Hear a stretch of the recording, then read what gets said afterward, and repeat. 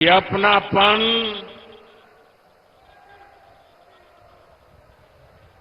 हरियाणा का ये प्यार तो मेरी जिंदगी की बहुत बड़ी अमानत है।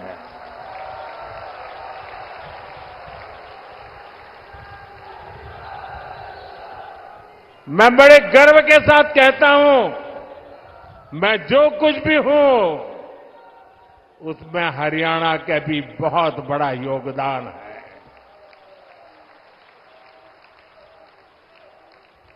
आज पूरा हरियाणा कह रहा है, फिर एक बार भाजपा सरकार, फिर एक बार।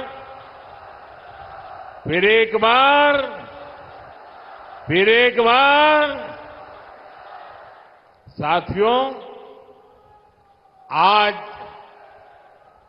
जम्मू कश्मीर में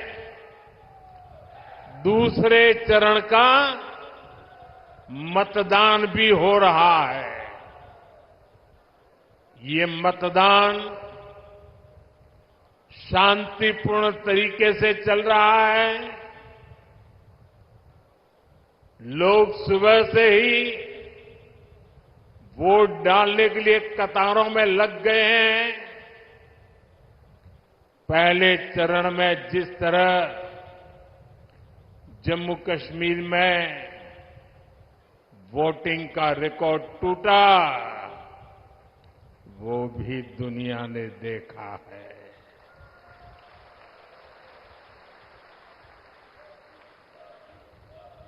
मैं जम्मू कश्मीर के लोगों की सराहना करूंगा, उन्हें बधाई दूंगा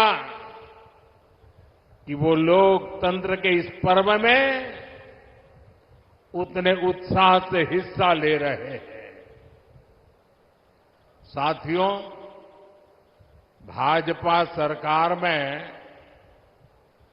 हरियाणा आज खेती और उद्योग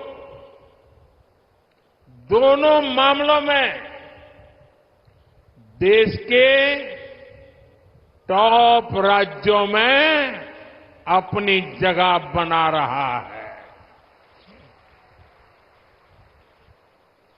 जब औद्योगिकरण बढ़ता है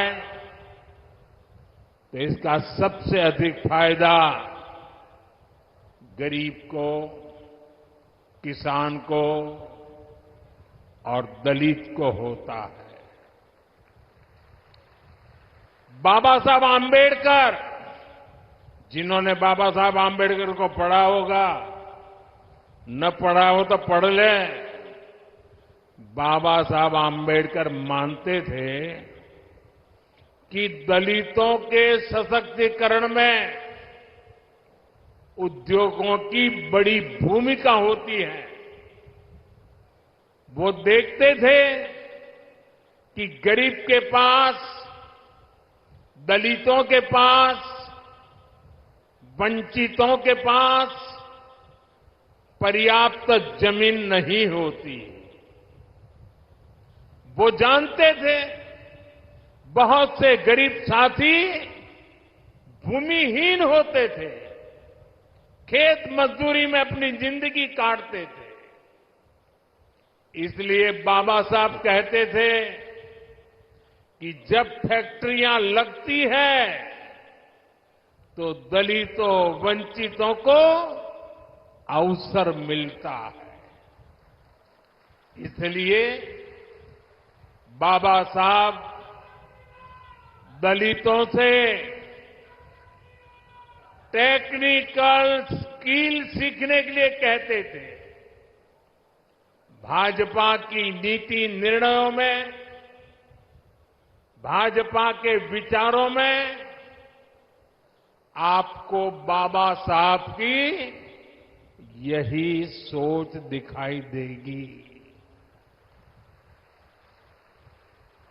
दलित और वंचित समाज को उद्योगों में अवसर देकर ही सच्चा सशक्तिकरण संभव है। साथियों, आज हमारे भारत में एक और चुनौती है जिस पर सिर्फ और सिर्फ भाजपा ही बात करती है। हमारे देश में खेत का साइज भी लगातार कम हो रहा है। जैसे जैसे परिवार बढ़ता है, जमीन के टुकड़े होते हैं, जमीन बढ़ जाती है। धीरे धीरे एक छोटा टुकड़ा बच्चों के नसीब आता है। आबादी बढ़ रही है, लेकिन खेत छोटा हो रहा है। ऐसे में खेती से जुड़े सभी अर्थशास्त्री भी मानते हैं कि गांव में खेती के साथ साथ कमाई के दूसरे जरिए भी होने चाहिए। अकेली खेती पे गुजारा पूरे परिवार के लिए, और इसलिए हर मां बाप चाहता है कि एक बेटा खेती करेगा, दूसरा शहर में जाके काम करेगा। और इसलिए जब उद्योगों का विस्तार होता है तो उससे किसानों का जीवन भी बेहतर होता है। इससे किसान परिवार के बच्चों को भी अच्छी नौकरियां मिलती हैं, अच्छे अवसर मिलते हैं। और इसलिए साथियों, भाजपा खेती को भी बढ़ावा देती है, व्यापार कारोबार को भी बढ़ावा देती है। भाइयों और बहनों, कल रात को ही मैं अमेरिका से लौटा हूं। अमेरिका में मेरी मुलाकात दुनिया के बड़े बड़े नेताओं से, बड़ी बड़ी कंपनियां चलाने वालों से हुई। जिन कंपनियों के सीईओ से मैं मिला, एक एक कंपनी लाखों करोड़ रुपए के कारोबार कम करती है। मैंने उन्हें भारत के नौजवानों के टैलेंट के बारे में बताया। साथियों, पिछले 10 साल में पूरी दुनिया में भारत पर भरोसा बढ़ा है। और मैं हरियाणा के लोगों को एक बात तो जरूर बताऊंगा। कल जब मैं न्यूयॉर्क गया परसों, तो वहां स्वागत के लिए बहुत बड़ी मात्रा में भारतीय समुदाय था। लेकिन सबसे बड़ी बात वो थी कि वहां पर पूरा हरियाणा खड़ा कर दिया गया था। अमेरिका में पली बड़ी हमारी हरियाणा की बेटी और उसके साथ और 5-7 बहनें, हरियाणा के हमारे साथी, उन्होंने हरियाणा का जो अभी नृत्य आप यहां देख रहे थे ना, वैसा नृत्य न्यूयॉर्क में करके स्वागत कर रहे थे। यानी हरियाणा खड़ा कर दिया था उन्होंने। साथियों, आज एक बात का विश्वास हुआ है कि अब भारत करप्शन, परिवारवाद से मुक्त होकर तरक्की कर रहा है। दुनिया को लगता है कि आने वाले समय में कोई देश सबसे तेज आगे बढ़ेगा तो वो देश है भारत।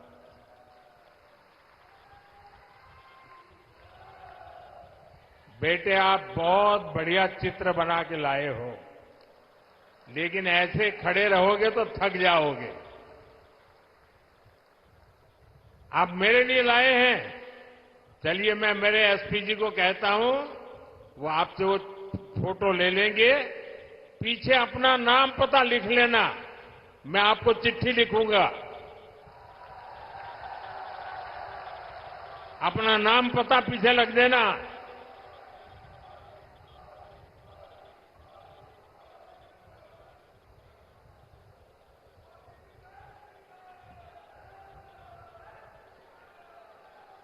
इतना बढ़िया चित्र बनाया है इस बेटे ने।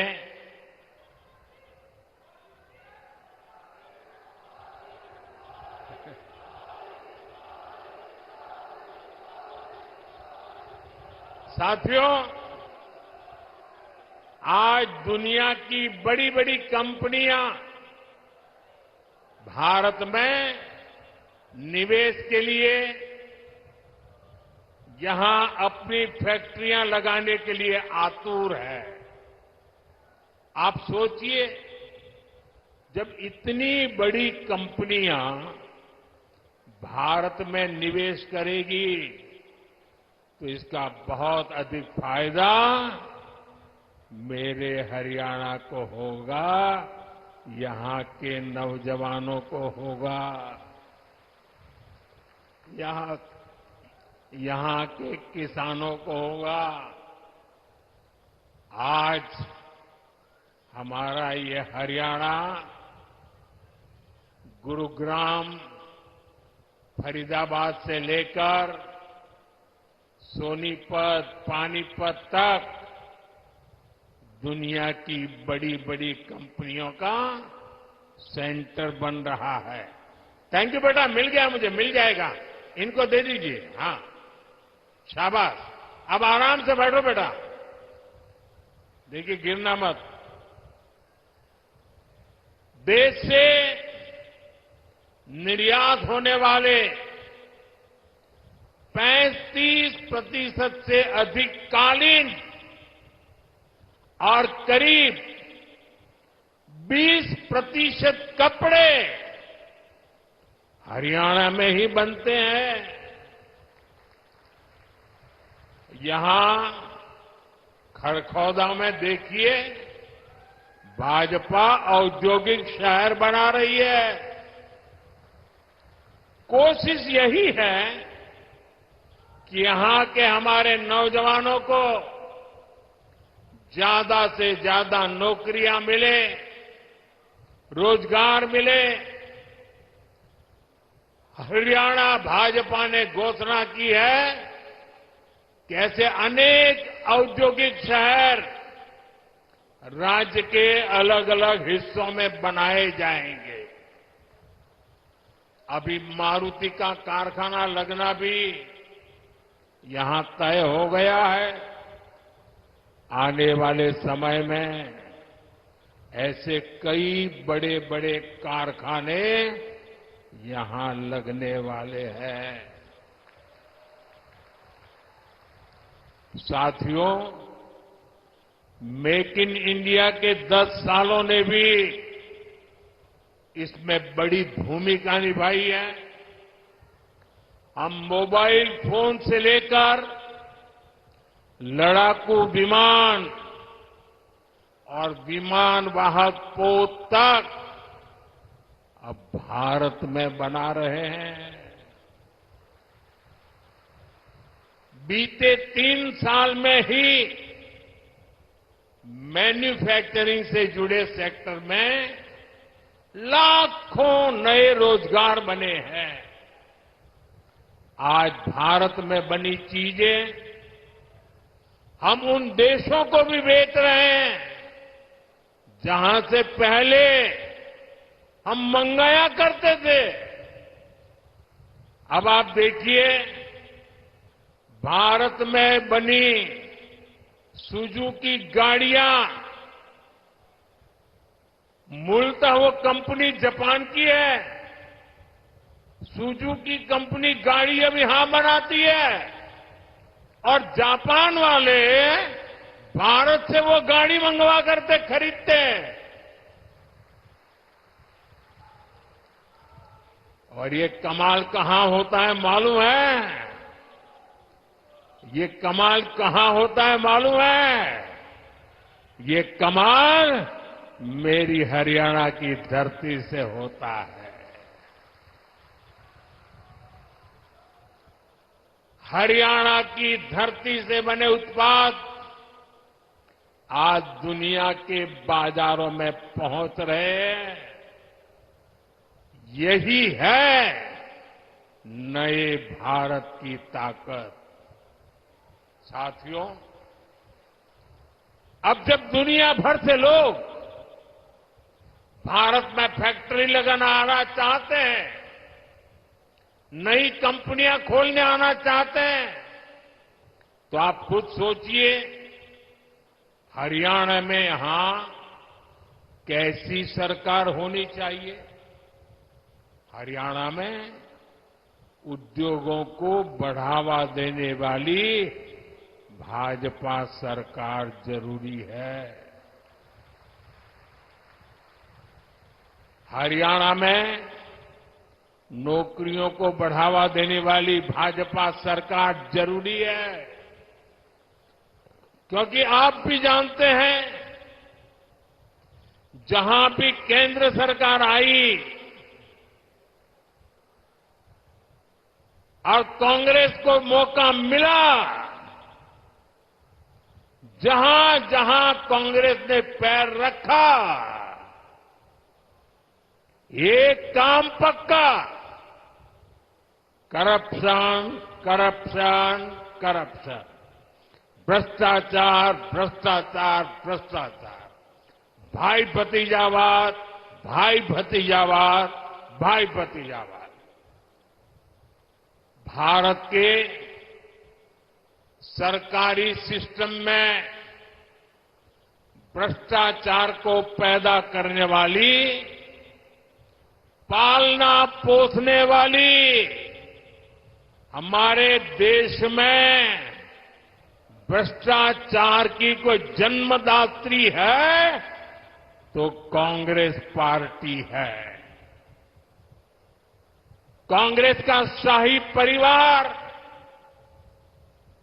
देश का सबसे भ्रष्ट परिवार है।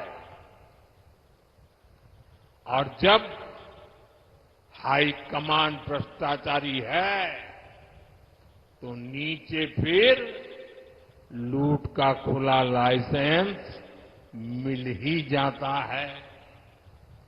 याद कीजिए, 10 साल पहले जब यहां कांग्रेस की सरकार थी तब क्या होता था।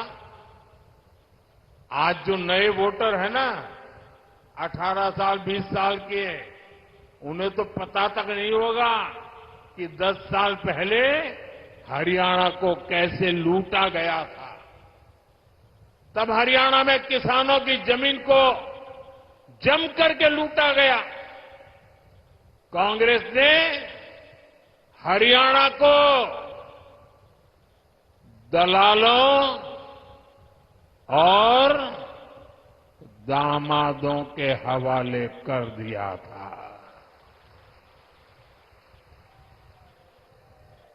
दलालों और दामादों से बचना है तो कमल ही बचाएगा।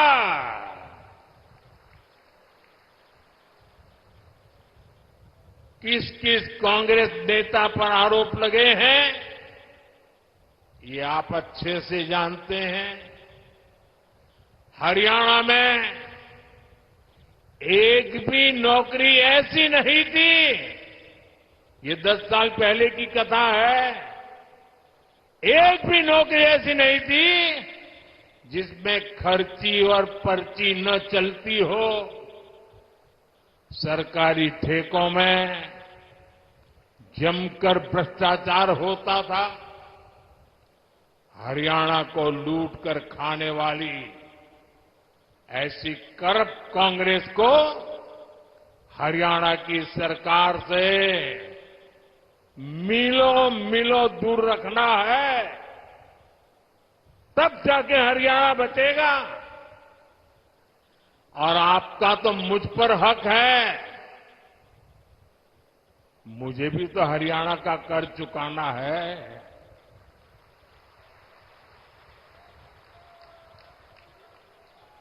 और मुझे खुशी है कि हरियाणा के लोग इतने समझदार हैं कि वो राज्य और केंद्र की ताकत क्या होती है, ये जितना हरियाणा के लोग समझते हैं ना, हिंदुस्तान में और कोई उतना नहीं समझता है जितना हरियाणा वाले समझते हैं।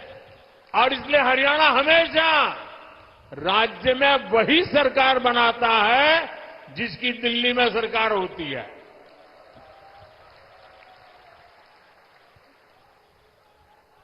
हरियाणा के लोगों की इसकी बराबर समझ है। साथियों, जैसी स्थिति यहां कांग्रेस ने उस समय बनाई थी, आज कर्नाटका में उनकी सरकार है। जरा देखिए, अभी तो 2 साल हुए हैं, क्या हाल करके रखा है। वहां कांग्रेस के मुख्यमंत्री उन पर जमीन घोटाले के आरोप लगे हैं। जब इसकी जांच शुरू हुई तो कर्नाटका के मुख्यमंत्री हाईकोर्ट चले गए। हाईकोर्ट ने भी उनको एक और डंडा मारा। उन्होंने कहा कोई मदद नहीं होगी। और कल ही हाईकोर्ट ने साफ साफ कहा कि जांच के आदेश सही है और जांच होनी चाहिए। अब देखिए, 2 साल मुश्किल से हुए हैं, आदत जाती नहीं है। क्या हरियाणा में इनको ये पाप करने का ठेका दे सकते हैं क्या? हरियाणा में इनको घुसने दे सकते हैं क्या? आप ये गलती मत करना, 10 साल बाहर रहे तो सुधर गए होंगे, ये सुधर सकते ही नहीं जी, ये कभी नहीं सुधर सकते। और भाइयों बहनों, कर्नाटका में सिर्फ जमीन घोटाले का ही मामला नहीं है, वहां मेरे दलित भाई बहन ये समझिए, कांग्रेस पार्टी के अध्यक्ष भी कर्नाटका से आते हैं, दलित समाज से हैं। कर्नाटका में दलितों के लिए जो फंड था उसमें भी कांग्रेस ने घोटाला किया। ये वहां की कांग्रेस सरकार ने, वहां के सीएम ने विधानसभा में खुद इस बात को स्वीकार किया है। अब बताइए, जहां भ्रष्टाचार होगा वहां दुनिया का कोई देश, कोई भी निवेश करने वाला, कोई भी कारखाना लगाने वाला हरियाणा की धरती पर आएगा क्या? तो हरियाणा का नुकसान होगा कि नहीं होगा? हरियाणा में निवेश नहीं आएगा तो नौजवानों को नौकरी कैसे मिलेगी? साथियों, कांग्रेस से बड़ी बेईमान और धोखेबाज पार्टी देश में और कोई नहीं है। ये हरियाणा के किसानों के लिए बड़ी बड़ी घोषणाएं करते हैं, लेकिन जहां सत्ता में है, जरा आपके यहां आए तो उनको पूछो, भाई तुम यहां आकर के सारे सपने दिखा रहे हो, कर्नाटका में तुम्हारी सरकार है, वहां तो किसानों को लागू करो नहीं बोल रहे हो। तेलंगाना में तुम्हारी सरकार है, वहां तो लागू करो। ये झूठ बोल रहे हैं, ये आपकी आंख में धूल झोंक रहे हैं। साथियों, हरियाणा की भाजपा सरकार ने किसानों से 24 फसलें एमएसपी पर खरीदने का फैसला लिया। लेकिन जब यहां कांग्रेस की सरकार थी तो एमएसपी पर फसलें खरीदने से सबसे ज्यादा नफरत करती थी। यही कांग्रेस की सच्चाई है जो हरियाणा के किसान को पूरी तरह कांग्रेस को पहचान लेना जरूरी है। साथियों, भाजपा सरकार निरंतर किसान हक में बड़े फैसले ले रही है। अपनी तीसरी पारी के पहले 100 दिनों में ही हमारी सरकार ने किसानों के लिए अनेक बड़े फैसले लिए हैं। कुछ दिन पहले ही केंद्र सरकार ने बासमती के निर्यात को लेकर बड़ा फैसला लिया। अभी तक बासमती के एक्सपोर्ट के लिए न्यूनतम मूल्य तय था। उस सीमा से नीचे निर्यात संभव नहीं था। इससे भारत के बजाय दूसरे देशों से लोग इंपोर्ट करते थे। अब हमने किसानों की भलाई के लिए ये सीमा भी हटा दी है और इससे ज्यादा बासमती एक्सपोर्ट हो पाएगा। इसका सीधा फायदा धान किसानों को होगा, उन्हें और ज्यादा पैसा मिलेगा। साथियों, हमने भारत के तिलहन किसानों के लिए भी बड़ा फैसला लिया है। विदेश से आयात होने वाले तेल पर हमने टैक्स बढ़ा दिया है। कोशिश यही है कि भारत के किसानों के तिलहन की ज्यादा से ज्यादा खरीद हो और तिलहन की खेती करने वाले किसानों को ज्यादा से ज्यादा उसका लाभ हो। तिलहन किसानों को भी इसका लाभ होगा। अब जैसे सूरजमुखी के आयात पर पहले टैक्स नहीं था, अब 20% टैक्स लगाया गया है। इससे हरियाणा के सूरजमुखी की पैदावार से जुड़े हमारे जो किसान भाई बहन हैं, उनको बेहतर दाम मिलेंगे। भाजपा ये सब इसलिए कर रही है ताकि हमारे किसान ज्यादा से ज्यादा तिलहन उगाएं और पैसे कमाएं। और भाजपा कांग्रेस की तरह कोरी घोषणाएं नहीं कर रही है, बल्कि जमीन पर बारीक से बारीक काम कर रही है। तभी हरियाणा के किसानों को भाजपा पर भरोसा होता है। साथियों, हरियाणा के किसान हो या युवा, उनका भविष्य भाजपा सरकार में ही सुरक्षित है। बीते 10 साल में हरियाणा में भाजपा की सरकार है। हमारी सरकार पर, हमारे मुख्यमंत्री पर भ्रष्टाचार के कोई आरोप नहीं लगे। यहां भाजपा सरकार ने सरकारी नौकरियों में खर्ची और पर्ची को बंद किया। 8 अक्टूबर के बाद भाजपा की नई सरकार एक बार फिर नौजवानों के लिए हजारों नए अवसर बनाएगी। यहां युवाओं को बहुत बड़ी संख्या में नए रोजगार मिलेंगे। साथियों, सोनीपत, पानीपत की ये पूरी बेल्ट अवसरों से भरी है। यहां पर हो रहे विकास कार्य इस पूरे क्षेत्र को आधुनिक पहचान दे रहे हैं। भाजपा सरकार ने सोनीपत तक मेट्रो के विस्तार को स्वीकृति दी है। आज जिस तरह इस क्षेत्र में भाजपा ने नए हाईवे बनवाए हैं, उस मामले में तो एक क्षेत्र सबसे कनेक्टेड इलाकों में से एक बन रहा है। साथियों, हरियाणा भारत की मेडल फैक्ट्री भी है। हाल में ओलंपिक्स और पैरालंपिक्स में भारत के शानदार प्रदर्शन में हरियाणा के खिलाड़ियों की बड़ी भूमिका रही है।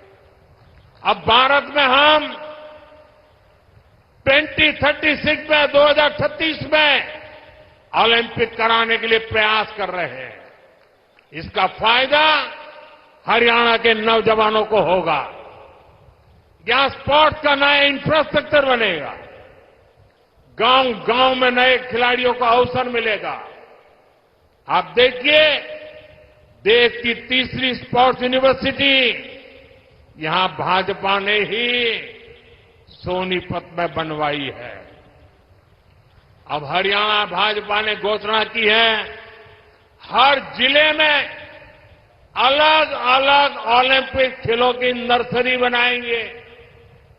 हरियाणा की बेटियां, हरियाणा के बेटे दुनिया भर में जाकर मेडल लाए, उसमें भाजपा हर तरह से उनकी मदद कर रही है। साथियों, आपके पास तो हमारे साथी मोहनलाल बड़ोली जी के रूप में हरियाणा भाजपा का अध्यक्ष है। अरविंद शर्मा जी जैसे अनुभवी जनप्रतिनिधि है, जिनको इतने साल तक केंद्र में रहने का अनुभव है। इनके रहते यहां के विकास की गति और तेज होना तय है। साथियों, सोनीपत की ये धरती उन वीर जवानों की भी धरती है, जिन्होंने हिमालय की ऊंची चोटियों पर दिन रात मातृभूमि की रक्षा की है। हरियाणा की वीर माताओं की हजारों संतानें आज बॉर्डर पर है। यहां के अनेक संतानें हैं जिन्होंने जम्मू कश्मीर में हालात को सामान्य बनाने में मदद की है। वहां आतंक और अलगाव के जख्म हरियाणा के वीर बेटों ने अपने शरीर पर खाए हैं। अब मत भूलिए, कांग्रेस की कुनीति से निकले पत्थर हरियाणा की संतानों पर फेंके जाते थे। आज जब जम्मू कश्मीर में शांतिपूर्ण मतदान होता है, तो सबसे अधिक खुशी हरियाणा की वीर माताओं को होती है। लेकिन कांग्रेस और इसके साथियों को जम्मू कश्मीर में शांति पसंद नहीं है। कांग्रेस जम्मू कश्मीर में फिर से धारा 370, आर्टिकल 370 वापस लाना चाहती है। कांग्रेस जम्मू कश्मीर में आतंक और अलगाव को फिर से हवा देना चाहती है। तुष्टीकरण के लिए कांग्रेस देश के दुश्मनों के एजेंडा को भारत में लागू करना चाहती है। ऐसी कांग्रेस को आप हरियाणा के लोग सबक सिखाएंगे, ये मुझे पूरा भरोसा है। आर्टिकल 370 को वापस लाना उन वीरों की कुर्बानी का अपमान होगा, जिन्होंने जम्मू कश्मीर में आतंक के खिलाफ लड़ाई लड़ी है। साथियों, कांग्रेस ने दलितों, पिछड़ों और शोषितों के साथ भी धोखा किया। आजकल कांग्रेस के भीतर यहां जो सिर फुटोवल हो रही है, ये पुराने पाकों का ही परिणाम है। याद कीजिए, 2014 से पहले जब यहां कांग्रेस का राज था, जब हुड्डा जी यहां सीएम हुआ करते थे, तब ऐसा कोई साल नहीं था जब दलितों के साथ अन्याय नहीं होता था। अनेक दलितों को जान से हाथ धोना पड़ा। दलित परिवारों की बहु बेटियों पर अत्याचार होते थे। हर कोई जानता था कि दलितों के खिलाफ इस घिनौने खेल को कांग्रेस ही खाद पानी देती है। और जो भी कांग्रेस की दलित विरोधी हरकत के खिलाफ बोलता है, कांग्रेस उसके खिलाफ साजिशें करने लगती है। ये आज हरियाणा का दलित समाज एक बार फिर हरियाणा के अंदर कांग्रेस का जो ड्रामा चल रहा है, उसे देख रही है। साथियों, कांग्रेस ने हमेशा ही दलित, ओबीसी और आदिवासियों को भागीदारी से वंचित रखा है। ये तो बाबा साहब आंबेडकर थे जिन्होंने दलितों को आरक्षण दिया, वरना ओबीसी की तरह दलितों को भी अपने हक के लिए कांग्रेस की हार का ही इंतजार करना पड़ता। जब जब कांग्रेस सरकार से दूर रही है, तब तब गरीबों को, एससी, एसटी, ओबीसी को उनका हक मिला है। और जब जब कांग्रेस सरकार में रही है, उसने दलितों, पिछड़ों का हक छीना है। कांग्रेस के शाही परिवार से जो भी प्रधानमंत्री बना, उसने हमेशा आरक्षण का विरोध किया है। आरक्षण का विरोध, आरक्षण से नफरत, ये कांग्रेस के डीएनए में है।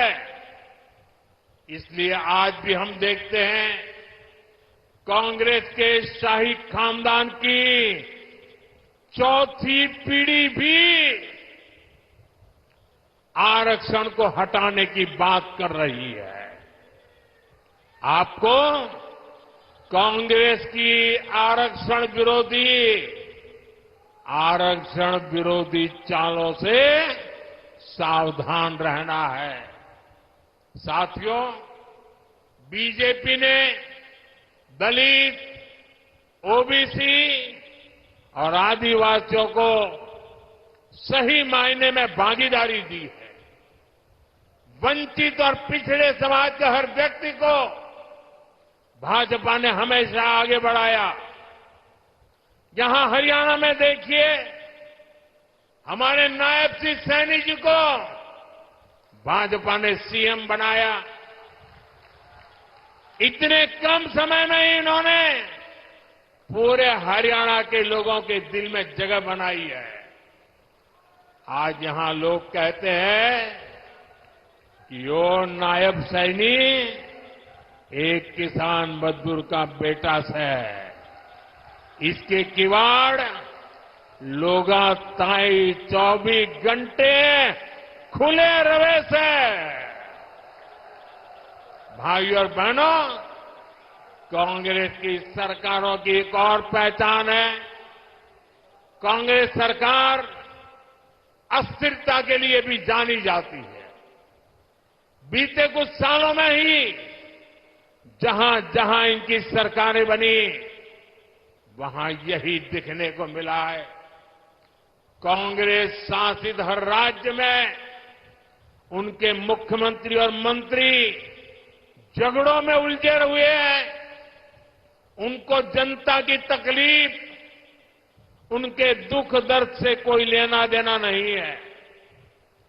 कर्नाटक में उनके सीएम और डिप्टी सीएम आपसी लड़ाई में बिजी हैं। तेलंगाना, हिमाचल प्रदेश, वहां भी यही कहानी है। राजस्थान और छत्तीसगढ़ में भी जब उनकी सरकारें थी, पूरा 5 साल नंबर 1, नंबर 2 एक दूसरे की टांग खींचने में लगे रहे। इसलिए हरियाणा को भी बहुत सावधान रहना है। गलती से भी मेरे शब्द लिख कर रखना भाइयों, हरियाणा का मुझ पे हक है, इसलिए मैं अपनी बात आपके सामने बड़े विश्वास से कह रहा हूं। याद रखना, गलती से भी कांग्रेस आ गई तो अपने झगड़ों में ही हरियाणा को बर्बाद करके छोड़ेंगे। यहां पर कांग्रेस में जिस तरह झगड़े बढ़ रहे हैं, पूरा हरियाणा देख रहा है। कांग्रेस को वोट देना यानी हरियाणा की स्थिरता और विकास को दांव पर लगाना है, बर्बादी के दरवाजे खोलना है। यह स्थिरता हरियाणा में हर काम ठप कर देगी। यहां निवेश और नौकरी दोनों पर असर होगा। इसलिए आपको सिर्फ और सिर्फ कमल के निशान पर बटन दबाना है। साथियों, इस भूमि ने भगत फूल सिंह जैसे महापुरुष देश को दिए हैं, जिन्होंने तब बेटियों की शिक्षा को अपना मिशन बनाया जब बेटियों को पढ़ाना असंभव था। ये मेरा सौभाग्य है कि 2015 में पानीपत से ही मुझे बेटी बचाओ बेटी पढ़ाओ अभियान का शुभारंभ करने का अवसर मिला। कांग्रेस ने 60 साल देश पर राज किया, लेकिन उसे कभी देश की बेटियों की चिंता नहीं हुई। अगर कांग्रेस को चिंता होती तो गैस, नल से जल, बिजली, टॉयलेट, बैंक में खाते, ऐसी मूल सुविधाएं आज 60-70 साल के बाद मेरे आने के बाद मिली। मुझे संतोष है कि बेटी बचाओ बेटी पढ़ाओ से हरियाणा को फायदा हुआ। 10 साल पहले हरियाणा में 1000 बेटों पर सिर्फ 866 बेटियां थी। आज ये संख्या बढ़कर 914 हो चुकी है। आज हरियाणा की बेटियां स्पोर्ट्स में दम दिखा रही हैं। आज हरियाणा की बेटियां पुलिस और सेना में दम दिखा रही है। हमें गर्व है कि एनडीए में जो महिला कैडेट्स का जो फर्स्ट बैच था, उसमें हरियाणा की बेटी ने टॉप किया। साथियों, हरियाणा भाजपा नारी शक्ति को और सशक्त करने के लिए आगे बढ़कर काम कर रही है। हरियाणा भाजपा ने लाडो लक्ष्मी योजना के तहत हर महीने 2100 रुपये देने का वायदा किया है। गरीब परिवारों को 500 रुपये में गैस सिलेंडर देने की भी योजना जारी रहेगी।